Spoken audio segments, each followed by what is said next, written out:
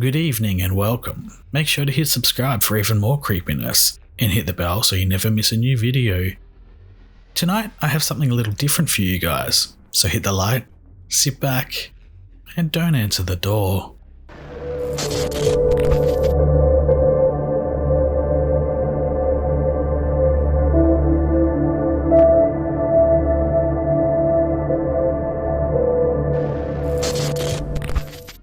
Children are often creepy, the way they talk to invisible friends or see things that their parents often can't. So what does a person do when a child knocks on their door in the middle of the night? What would you do? Let's find out tonight as we dive into the strangeness of black-eyed children.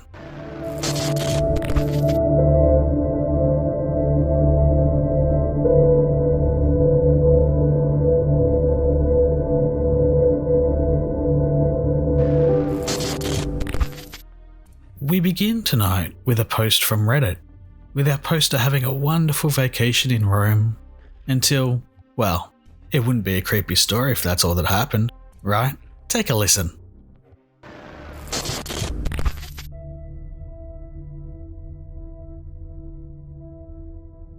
Hello. So a few things before I start my story. Yes, this is a throwaway account. A few of my real life friends know what my normal account is, and I'm really not exactly a paranormal type person. I never knew that black-eyed kids were a real thing until I was listening to a podcast, 2 Girls, 1 Ghost, and heard them describe them, and it matched very closely with what I experienced last year when I went to Rome. I can't say that I've ever experienced anything that could be described as paranormal before. In fact, I didn't even believe this to be paranormal until I heard the podcast episode. Anyways, onto the story. So this was August of last year. I had just graduated about a week prior from college, summer classes. And as part of my graduation gift, my parents and grandparents went in together to buy me a flight to Rome. I'm a major history buff, so I've always wanted to go to Europe and Rome, Italy, especially. One of my friends also went along with me. I'll call him Caleb, so I don't have to type out my friend a ton, but not his real name. Anyways, as Caleb and I were recent college grads, we didn't exactly have a ton of money to spend on vacation, so we stayed in the area of Rome by Termini in a budget hotel. So before I proceed, a few things about Rome because there were some misconceptions I had before going. The first is that Rome is dirty and just feels sketchy. Because of this, you instinctively are looking over your shoulder, and I just felt paranoid. The area that Caleb and I stayed at was near Termini, the main train bus hub of the city.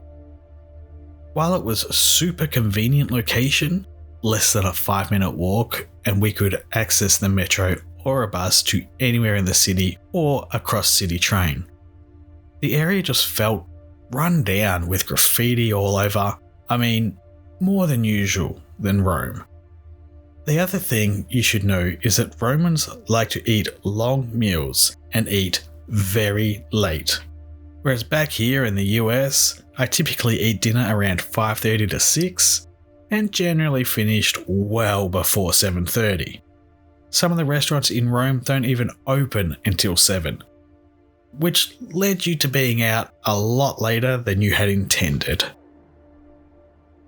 So one evening after dinner, it was probably around 9:30 or so, Caleb and I were leaving the restaurant to the metro station to head back to Termini, when we noticed 2 children were following us. Now you hear online that a lot of scammers use children to distract you, so I put my hand in my pocket around my wallet and walked a bit faster. Both of the kids were probably around 10 or 12. The lighting wasn't the greatest and the sun had set, but they were dressed in dark clothing. Whether it was black or brown or even maroon, I couldn't really tell at the time. One was a boy and one was a girl. The boy had a very short haircut, only slightly longer than a buzz cut, whereas the girl was wearing a beret, dark coloured, and had long, slightly curly hair. I felt a bit of unease because something didn't seem normal. At the time, I didn't think anything paranormal, but was worried about being mugged or pickpocketed. Anyways, eventually I stop hearing their footsteps behind me, and when I look back, I don't see them or anyone. The metro ride back to Termini was uneventful. I didn't particularly look for the children, but I didn't notice them if they were around. Once at Termini, it was only a couple of minutes to the hotel. Despite it being rather dark, Rome doesn't seem to have adequate street lighting for a city that eats so late. Nothing seemed out of the ordinary. Anyways, I went to my room and Caleb went to his. At this time, it was probably around 10 at night. So I go to take a shower before bed, and midway through my shower, I think I hear a knock at my door. I don't think a whole lot about it. This is a cheap hotel, and I doubt that it is soundproof enough that someone standing outside of my door couldn't hear the shower running. So 2 minutes pass and I don't hear any more knocking. I finish my shower, put on sweatpants and a t-shirt, and look out the peephole, and I see the 2 children from earlier just standing there. Now the peephole distorts things, so I really don't think I saw what I saw, but let me try to describe what I saw. The boy was wearing a maroon button-down shirt with brown pants. He had black hair, just barely longer than a buzz cut. But what stood out was his white skin. Maybe it was the lighting in the hall, but I don't think I've seen anyone with as white of skin as his and his female companion. It was almost as if someone had painted their skin white. It's very hard to describe without seeing it. It looked almost bloodless. There was just no warmth to it. His eyes looked to be black, almost like if someone was squinting in that the eyes looked like they weren't there. It wasn't like someone had coloured contact lenses at all. It was a very, very strange thing indeed. The girl was standing behind the boy, so I didn't get as good a look at her. But she had very dark brown hair, clearly different than the colour of the boy's hair. And it was curly. She was wearing a black beret and a black dress. She had the same weird, artificial looking white skin and the same eyes that looked like someone was squinting. Now at this point I was freaking out a bit.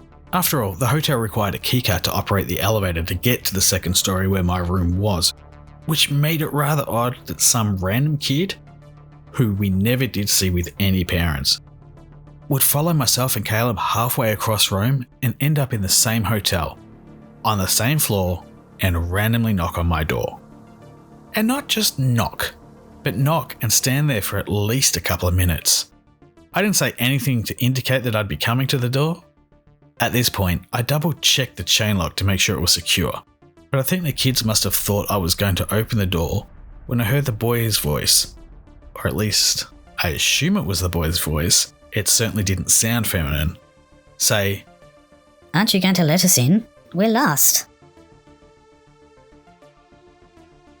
Now, prior to hearing about the black-eyed kids, I thought this was the creepiest part of it because after 4 days of being in Rome, outside of Caleb, pretty much everyone did not speak good English, and the ones that did speak decent English had a very clear accent of some sort.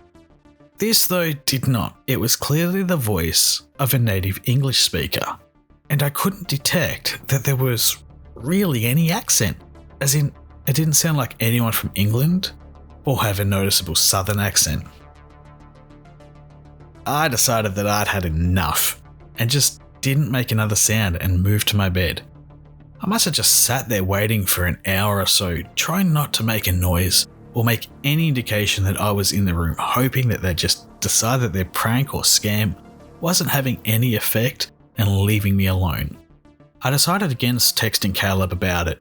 After all, I was probably just paranoid about nothing, and it was me being nervous being 5,000 miles away from home, mixed with what I probably would have considered rather funny or mildly annoying, rather than scary if it was back in the US. I suppose eventually I fell asleep and tried to wipe the memory of it from my mind. Caleb never mentioned anything about it, so I didn't mention anything to him either, but the memory has stayed around, and it really has only gotten fresher and a lot more terrifying after listening to that podcast episode. So I figured I needed to post this somewhere, and let someone else know about the encounter I had in Rome. The rest of my time in Rome and my time in Venice and Naples were without any incident, and I haven't encountered anything like this in the US. Not exactly the kind of thing you want in your hotel while on an otherwise fantastic holiday. Very creepy to say the least.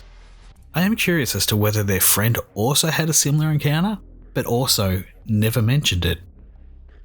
These next few clips were sent to me directly. First on Discord, and then via email. I'm not 100% certain on the timeline of these events, and I've kept the user anonymous as per their request.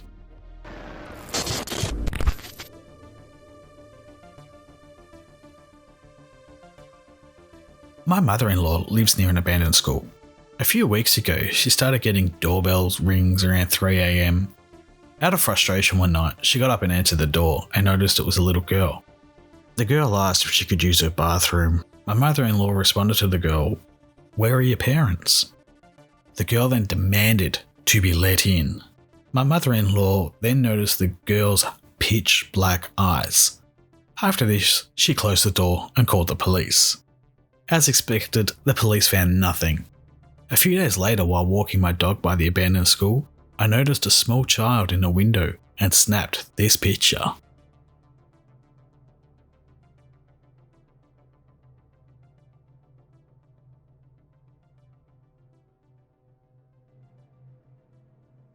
Two years ago, I was working the night shift at my local Taco Bell when I had one of the scariest moments in my life that I have ever experienced. It was 10 at night. The place was a graveyard. I was working the drive-thru that night. We hadn't had a customer in hours, so I was catching up on some cleaning. Suddenly there was a loud static over my drive-thru headphones. So loud I had to take them off. I checked the camera. Nothing there, so I'll go about my business. I then start getting that feeling like someone is watching me. Shortly after, my coworker comes from the back and lets out a shriek. I turn to see a girl with jet black hair standing at the drive-thru window facing us. My coworker and I look at each other in disbelief. We then hear the girl speak in a voice that still chills me to this very day. May I come in? My coworker and I stand there in a moment, not knowing what to say. I then responded, "Sorry, miss, the restaurant is closed for the night. We're only taking orders through the drive-thru." Then the girl replies, Please, let me come in. I really need to use the bathroom. My coworker then looks at me and whispers, "Dude, maybe we should just let her in. She's just a kid." I shake my head, no. Something just feels off about this whole thing. I mean, what is a 10 or 11-year-old girl doing standing at a drive-thru at 10 p.m. on a Wednesday night? I respond to the girl, "I'm sorry, we can't let anyone in. We're closing the restaurant for the night." After a moment of silence, the girl starts banging on the window, shouting, Let me in, let me in! I look at my coworker and ask, "What should we do?" He responded, "I don't know, call the police." The girl then stops and stares at us, and that's when we see it, a set of pitch black eyes. After a few moments of silence, we hear a voice that sounds like it's coming from 1,000 miles away. Hello? We look in the direction it's coming from. The drive-thru headset. We walk over to it, turning our backs on the girl. I respond. "Hello?" The man on the other end responds, Yes, can I have 2 5-layer burritos? My coworker then shouts, "Oh my god, she's gone!" I turn to look at the girl. It's nowhere to be seen. After serving the guy in the drive-thru, my coworker and I begin searching the internet on my phone, only to find we had just encountered a black-eyed kid. That was the last time I worked the night shift.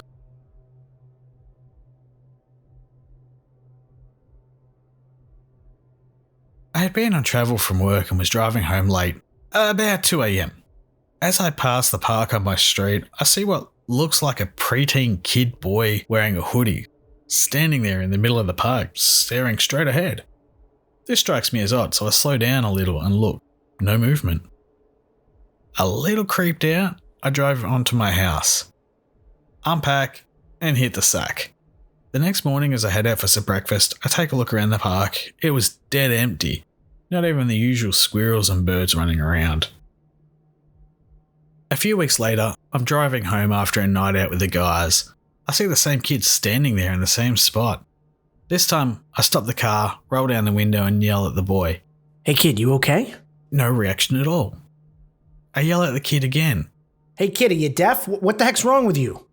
Then the boy turned his head slightly and just stared at me. At this point, I said, fuck it, and drove on home. A few hours later, I'm in bed sleeping when I'm awoken by my doorbell. I look at the clock, 4:30 a.m. Who rings a doorbell this early? I walk downstairs and turn on the front porch light. It's the same kid, but this time he's got a younger kid with him. What the fuck? What should I do? Open the door? Call the cops? I then yell out, Who is it? The younger kid asks, May we come in? We're lost, and it's cold. What the hell?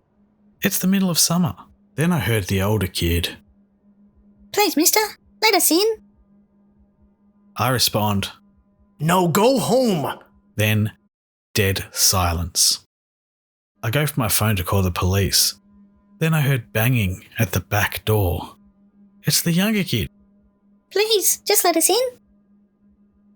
I yell back. No, I'm calling the cops.